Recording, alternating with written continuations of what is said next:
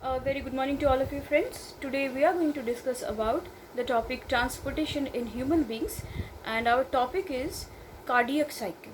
Okay, we have studied the diagram of heart, we have studied how oxygenated and deoxygenated blood passes through the various chambers of heart as well as through the lungs, through our body tissues. Now in today's video we will study about the cardiac cycle. Okay, what is systole and what is diastole. Now cardiac cycle, so our today's topic is cardiac cycle. So anything that is related to heart is called cardiac. Okay, like anything related to pulmonary, that means lungs. Anything that is called renal, that means kidneys. Okay, alimentary, that means stomach or intestine. So in this way, cardiac means the heart cycle. Now, in order to pump blood throughout our body, the heart chambers, they perform some activities like relaxation and contraction. Okay, sometimes they relax means the chambers are filled with blood, so they are in relaxed condition. That relaxed condition is called diastole. Okay, it is called diastole. So when we say heart is in a diastole state or the chambers are in diastole state or phase, that means the chambers are filled with blood. Okay, so these chambers are filled with blood, so they are in relaxed state, that is called diastole.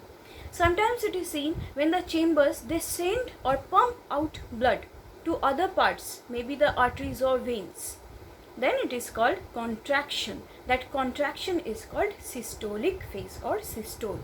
Okay, so in order to send blood to different parts of our body, throughout our body, the heart works by contraction and relaxation of its chambers. We already know that the heart consists of 4 chambers, 2 auricles and 2 ventricles. Okay, now these auricles and ventricles, they work vice versa. That means when there is auricular systole, that means auricles will contract.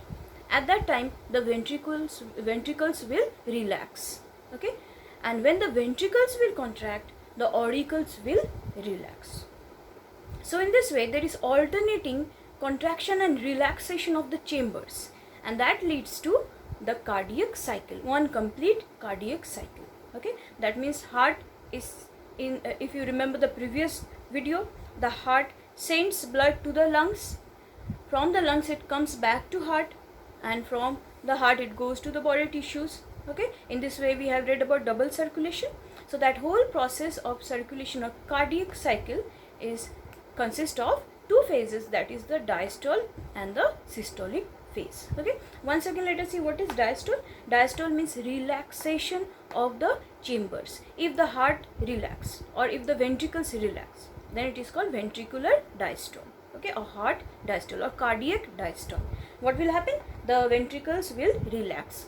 When the ventricles relax, that means the chambers, they are filled with blood. Okay, how are they filled with blood? From where? Let us see. Let us differentiate diastole. Okay, in case of diastole, see, the ventricles are filled with blood, so they are in a relaxed state, because this right ventricle is receiving blood from right auricle and left ventricle is receiving blood from right auricle, isn't it? Right auricle. So in this way, okay, so right auricle gives to right ventricle, and sorry, this will be the right side, it is okay, this will be the left auricle.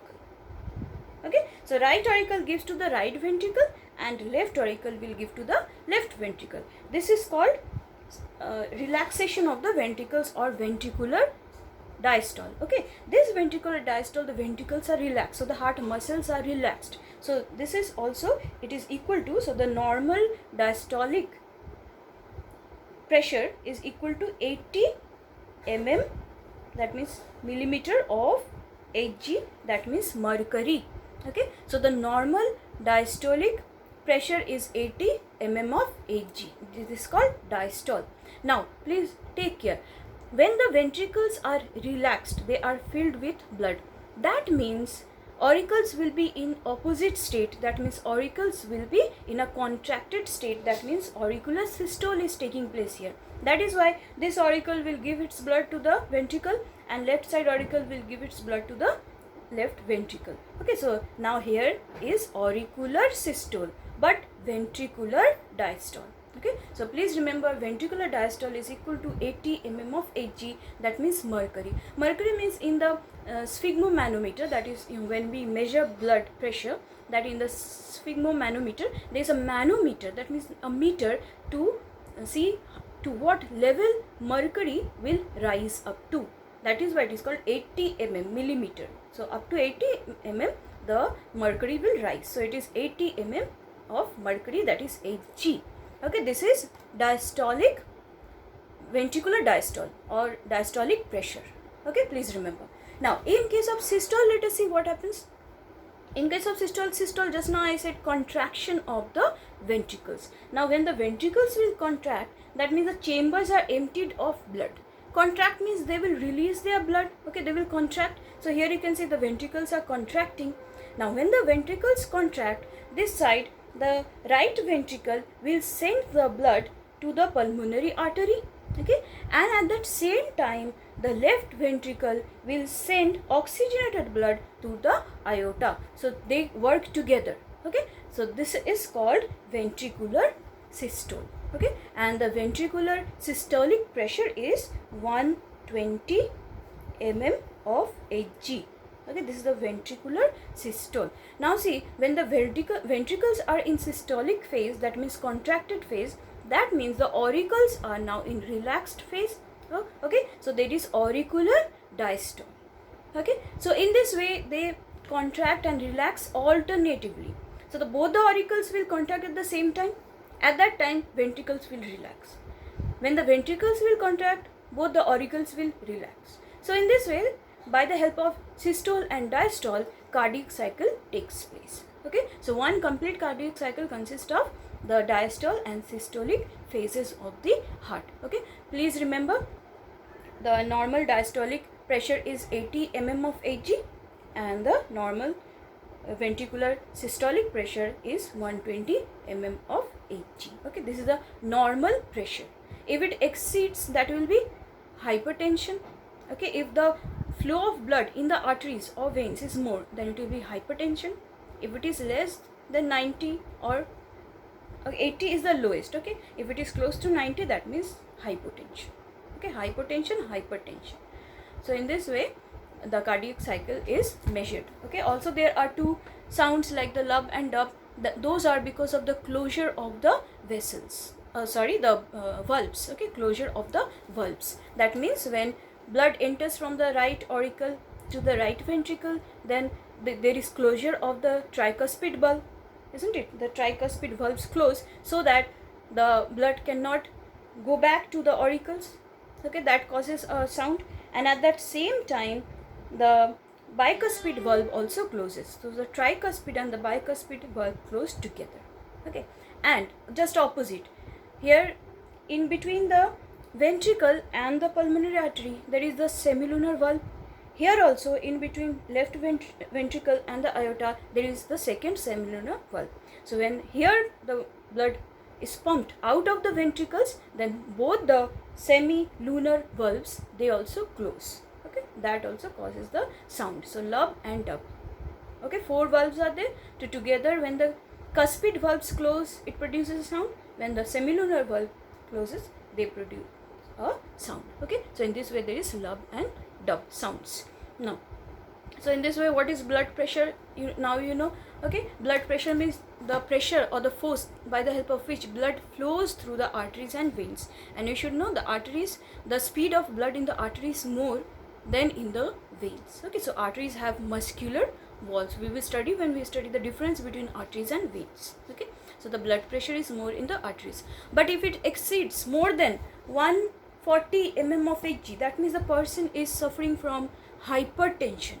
And if it is less than 90 mm of Hg, that means the person is suffering from hypotension. Okay, so the normal flow of blood should be more or less normal, in between a little bit more than 90 and up to 120 mm of Hg.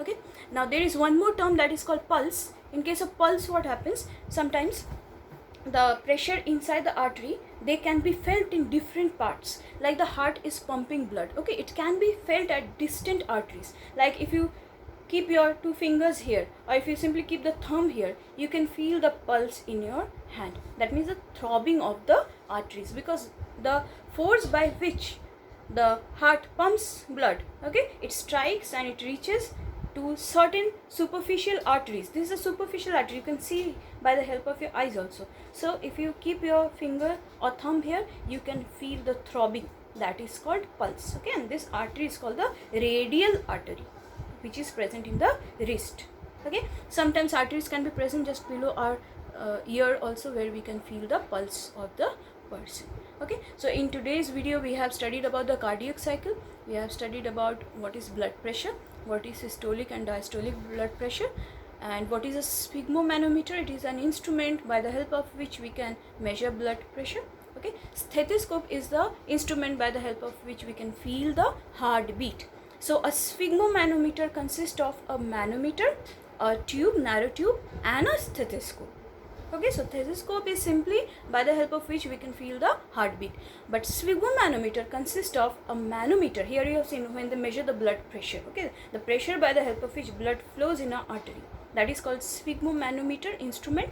That consists of a manometer, a tube, and the stethoscope, okay. So we have completed this portion of heart. Now in our next video we will study about arteries and veins, okay. Please write the summary and try to learn them. Thank you so much for watching the video.